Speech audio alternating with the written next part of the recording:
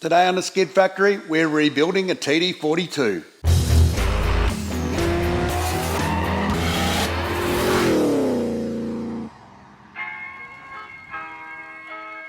Welcome back to the Skid Factory. This beautiful lump is a Nissan TD42 six-cylinder diesel engine. These are commonly found in Nissan Patrols and Ford Mavericks in Australia, which are actually the same car with badge engineering, but that's a whole other story. They're also found in buses and forklifts elsewhere in the world. This particular one is a non-turbo engine, but they also came in factory turbo variants in both Silvertop, which is this one, and Blacktop, which is the one that has a black valve cover, which is slightly newer. This particular engine here was out of a very early Patrol GQ, and it's probably done 600,000 Ks, not sure. I'd say it's done a fair bit of work though. It has been overheated, which is also a feature, let's say a feature of the TD42 engine.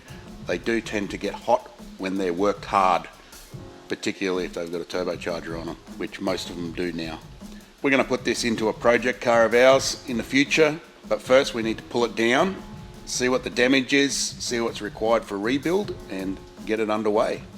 This engine is destined to go into Gussie's latest new project car, which is a GU Patrol that we picked up with a blown engine. So he is going to be on the tools. We're going to send him into the filthy sludge-filled sump to find all the bearings that have fallen in there. And hopefully the engine is savable. We don't really know. It does turn over, but that's about all we know. So let's pull it apart and see what's up.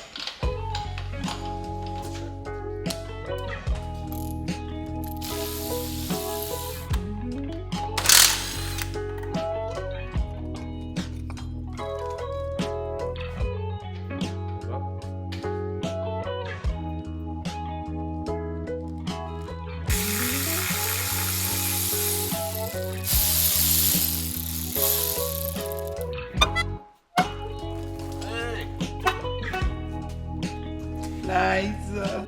Everybody loves to jump on the TD42 Kettle bandwagon, and we're no different. But there is actual reasons why these things can get hot, and a lot of it is to do with this area here. Water pump, the housing that the water pump sits in, the thermostat, and this fan hub. These corrode, and then you can end up with too much clearance between the impeller and the actual housing, so the pump doesn't work properly. These corrode away as well, so there isn't any impeller. The thermostats, people put the wrong type of thermostat in them, and the system just doesn't work properly at all. And these things just run out of viscous fluid, and the fan doesn't work. It's all really simple stuff that, if it was serviced properly, it wouldn't happen. So it's just an engine. If there's something wrong with it, it's going to play out. Service it properly.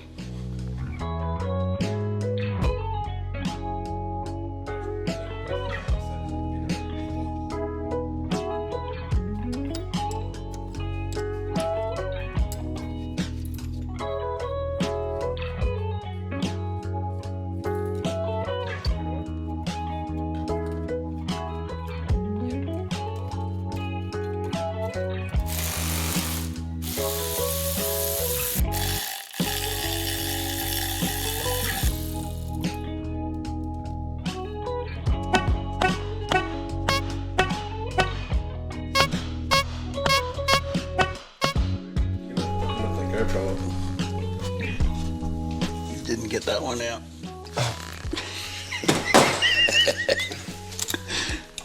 Hulk smash!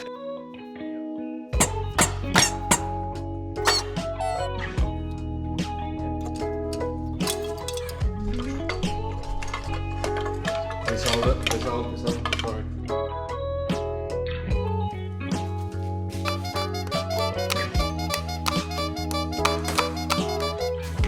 Hulk smash. These are an awesome idea. How good is that?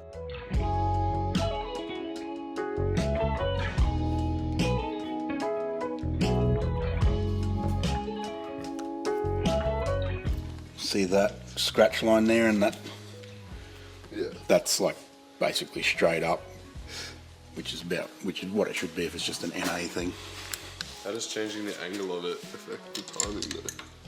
Because it's just like a distributor with ignition timing. It injects the fuel, which starts the combustion process at X amount before top dead center, because the burn takes time in the rotation. So you have to start it earlier. You would have made them at TAFE. Surely Steve or Gordo No. made one. Look at my grinding skills. Look at that. Hell yeah. We were busy doing important things. Like what? Rebuilding Valiant motors? Yeah.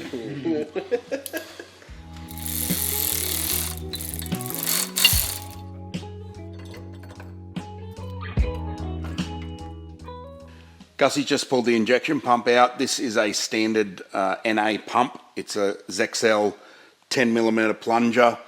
These are just a licensed Bosch pump. So Zexcel is a Japanese company that just makes a Bosch design.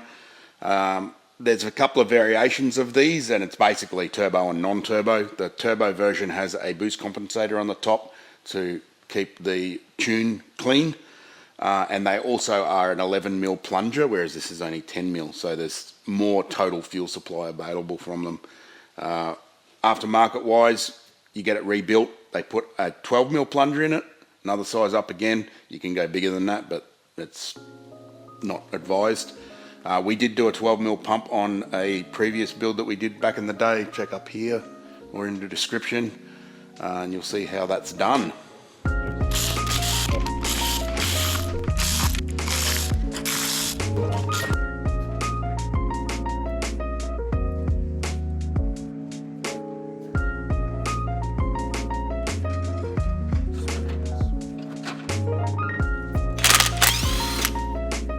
When you're removing these injectors, you've got to be careful that you go right down to the base of the cylinder head and undo that nut, not the middle one, because you will pull the injector in half.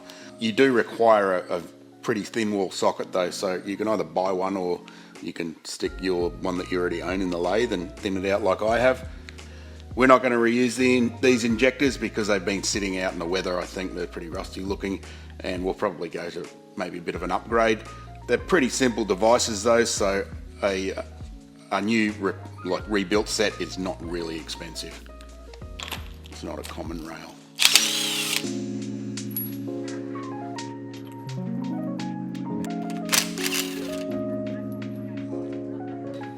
A turn at a time sort of thing. You keep going down and you'll see the valves are starting to come up.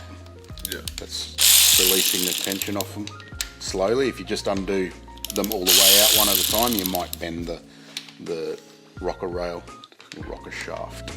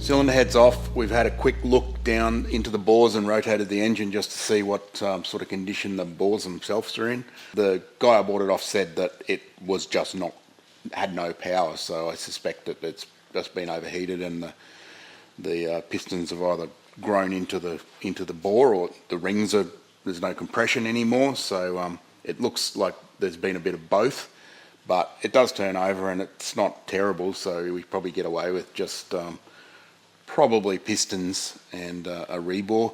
These engines have a liner in them, but it's a dry liner, so you can actually replace that entire liner, but you have to actually bore it till it's paper thin and then peel it out.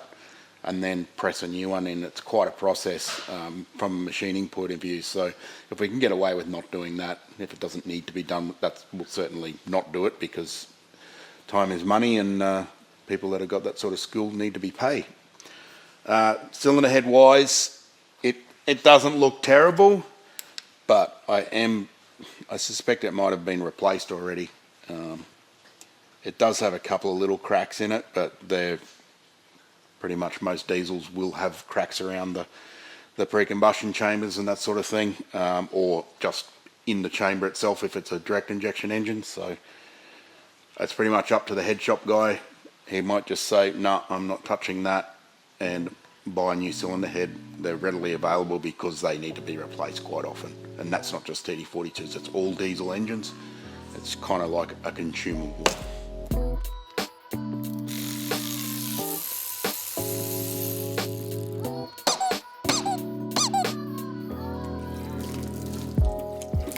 This rusty looking thing here is an oil cooler. It's common for them to be built into the cooling jacket of the block on many diesel engines.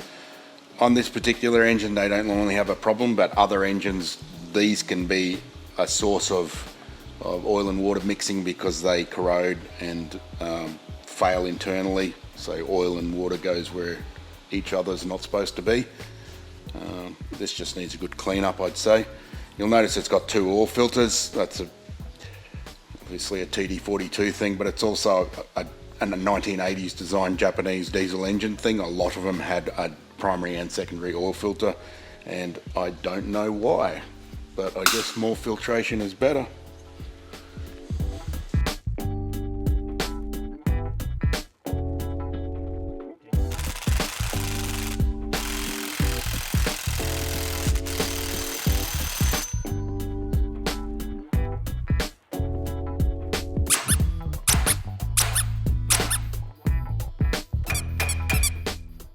These things have got a weird tapered collar thing, like a Land Cruiser rear axle or front axle.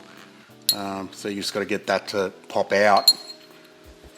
You just undo it, undo it a couple of turns, and then just whack the end of the crank.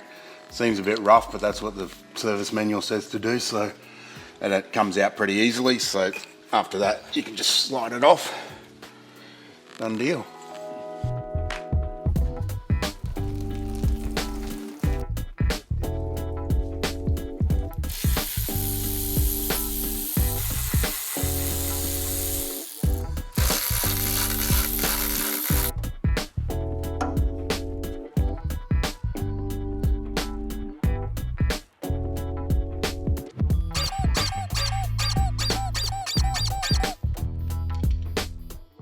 So, is that the cam?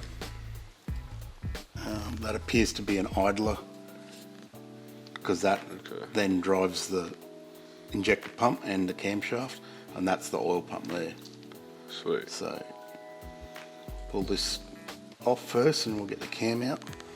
Cool. Then that, then the crank.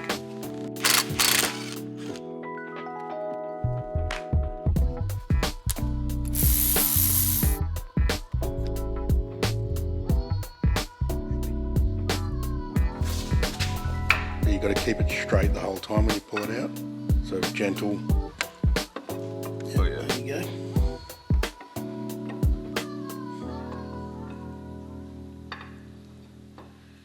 Got the oil pickup off. Not a TD42 specific thing, but this thing is really important in all engines. You need to make sure that it has a good source of oil. This thing's not caved in. There's not stuff stuck on it. Don't use silicone on here if you can possibly get away with it. It should just have a gasket on it. That is a big cause of these things blocking up, silicone squeezing inside it. And also oil sludge, if you've got the sump off, make sure it's not full of jelly. That's a big problem on some late model diesels.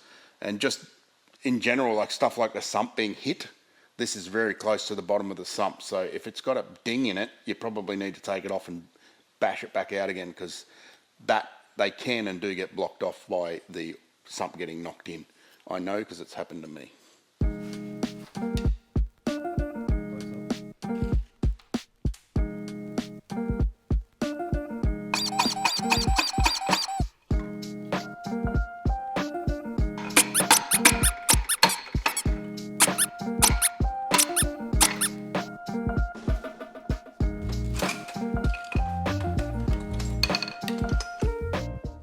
So one thing to know when you're pulling these out is that they need to be kept together. So right cap on the right rod. These ones are numbered, so 1 to 6. That's a Nissan thing. Some engines aren't, so you need to go along and probably just number them, unless you're rebuilding it, you don't care. But best off to just put a cylinder number on them, because if it ends up going back in the way it was, that's the way to do it.